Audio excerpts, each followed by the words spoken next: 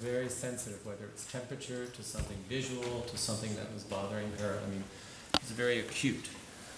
And she was extremely intelligent. She had a very traditional background in her knowledge of literature, of the visual arts, art history was very strong. And yet, on the other hand, emotionally, she could be like a child.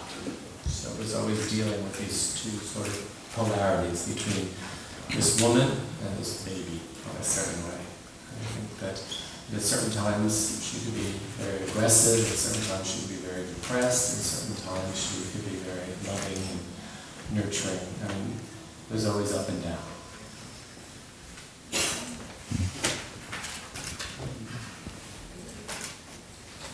I didn't prepare any speech or anything, but I did want to thank Sam and Wolf and really the whole staff here at Beyeler Foundation, because I think the installation is really sensitive, intelligent, and really very beautiful. And for me, this particular kind of exhibition is fascinating because working with Louise early on when she wasn't so known, it was always really this question of how does her work deal with art history? You know, Louise herself said she was not interested in art history. She was married to an art historian. She said art and art history are really two separate things. People tend to conflate the two. Louise said she had enough art history in school, so she wasn't really interested in art history. But the question is, for someone like Louise, whose work really changes between forms, materials, and scales, how is history going to digest this body of work? And history has to come to her to try to absorb what she's done in various ways, because at times she's a little ahead of the curve, and other times she's right in sync, and other times she veers off. So she's sort of always close to history, but slightly apart, but she's very aware of what's going on. And I think that, for me, is fascinating to see this exhibition where the work is in dialogue with these artists. That is just really beautiful, because you see how, yes, her autobiography, and yes, how the singularity of her vision is very particular and very pathological. But in the end, it's so personal, she goes so deep within herself that it actually becomes universal. And you see the same themes, sex, love, death, and beauty. I mean, those are the classical themes that are in her work and in the work of, this collection. But the idea of not honing into a particular style is really something that's sort of amazing in a way, because you see these formal inventions of which this collection really traces quite well, very close to the history that's pretty much been told at the Museum of Modern Art between Cézanne to Cubism, Picasso, and so on. And Louise, just doesn't totally fit that story in a way. I think it gives her work a certain strength because it's very authentic, but she never wanted to hone a style. She was never really playing to an audience or playing to art history. She just was trying to survive the day and get through life and deal with her relationships to other people. And I think that's where her forms come from. So I'd be more than glad to answer any questions anyone has. Yes, please. What was the reason for you? How did you come to the decision to work with her? I was an art student, and I was working part-time to support myself in school, so I worked at a gallery, and I had seen one or two pieces of Louise, but didn't really know it so well, and so I was the gallery director. We had very different tastes, so they asked me to curate a show. So I said, okay, I would do a show, and I included a piece of Louise in it, and I met her, and when I met her, I was just totally convinced that this was an incredible woman who wasn't really known, whose work was very difficult, who had been around for a long time, had a certain artist reputation, but no one really understood what her work was about because it's a very complex body of work. And I realized soon that I enjoyed being with her, and I had a lot to learn, and realized that maybe I'm not an artist, that I have I have certain things. We had an interest in psychology, and so little by little we had a friendship. And as I said, when I met her, she was not well known to me, but I just was convinced that she was a real McCoy. And just one day led into another day, led into a week and a month, and it just sort of evolved. It was not planned. Jerry, one question from me. How did she actually, or do you think she really changed her work after having met this great success after the MoMA show in 1982? How did this have an impact on her? We have talked about this. I don't, in one respect, no. I think that, Louise was always interested in the piece she was working on. That was the most important thing, was the next work. I mean, she didn't get that much involved in exhibitions. She didn't, she started to go to a few openings and then she stopped literally going to openings, and she wasn't involved really that much. So, but I think when she opened up her house and she had the Sunday salon, when people said, "Oh, I saw your show," sometimes, "Oh, what was in the show?" She was not even aware. But I think when people came to her and said, "Oh, I like this," or "I related to this," and all that, I think she did like the fact that maybe her work was communicating. I mean, she was very doubtful of this notion of communication in a strange way, but I think that she was pleased when people said they got something out of the work, or they were moved, or someone talked about some incident in their own life that the work generated and brought back some memory and stuff. So I think that dialogue was really, I think she was aware that, there were people coming from all over who were touched by her work. I think so that affected her, but not the actual evolution of her, the way that she worked in any way. Hat sie ihre Psychoanalyse in New York und Paris gemacht? Und weiß man bei wem? The question was about the psychoanalysis. She did it in New York, and if I may say this, the therapist was called Henry A. Lovenfeld. He was an emigre from Germany. And it was, I think, very much influenced by Freud. It was not art, it was Freud.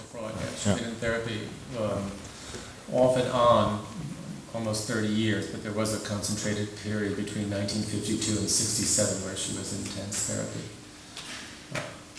But she said it helped her a little bit, but basically she said her work was for psychoanalysis, and that was the thing that really saved her and gave her knowledge into herself. Next question in the middle. Yes, please. Eine Frage an Sie. Die Arbeiten von Louis Bourgeois und Beyeler sind so ähnlich, dass man sie manchmal verwechselt. Was wissen Sie über diese Connection?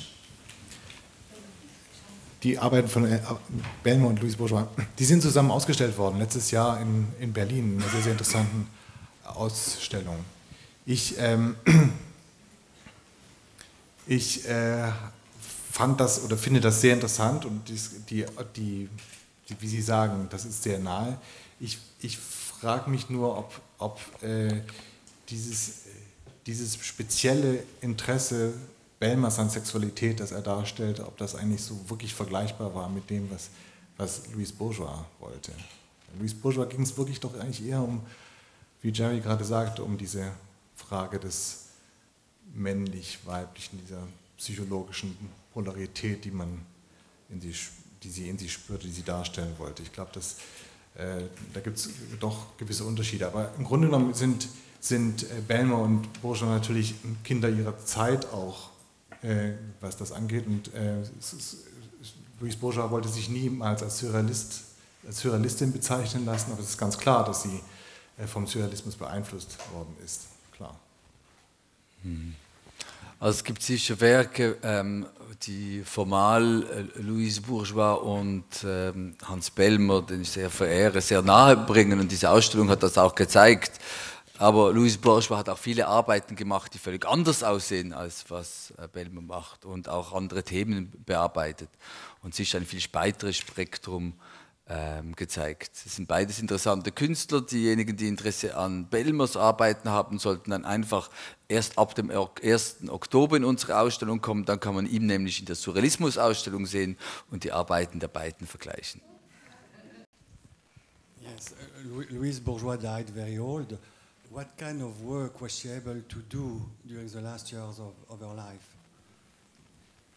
Well, Louise worked to the very end. I mean, she was definitely, one of the reasons I think she started to work with softer materials and clothes was because of her age. But she drew a lot. She worked on à l'infini. You can see actually the scale got larger in many of the drawings and all that.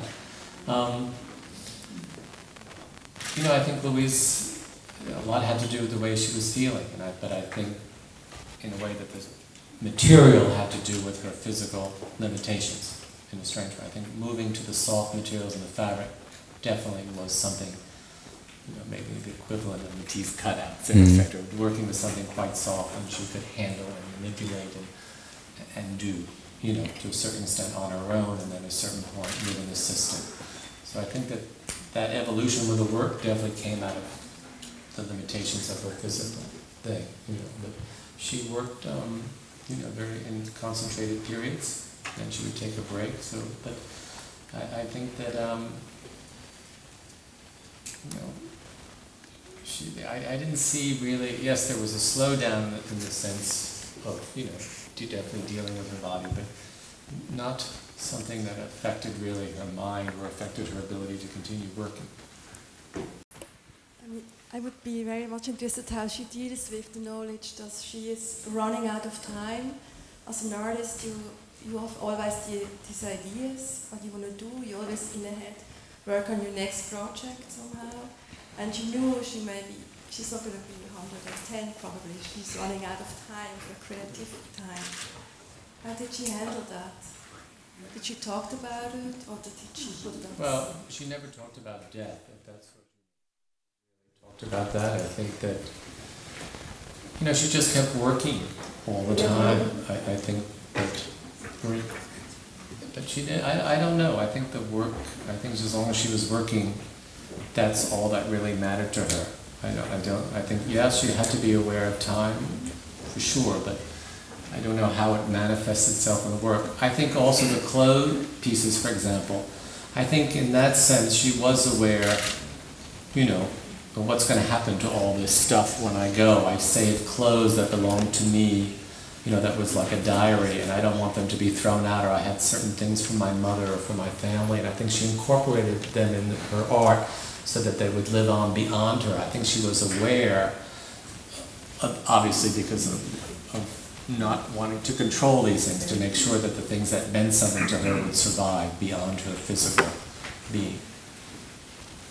But, you know, she always used to say that, you know, the work was more her than her physical presence.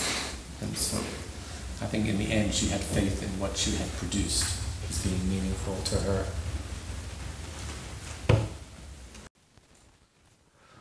Yes, please. What will you miss most about her? Just her, you know, just spending the time with her, just the knowledge I got. Or, you know, she had incredible sparkling blue eyes, and she could be very wicked. You know,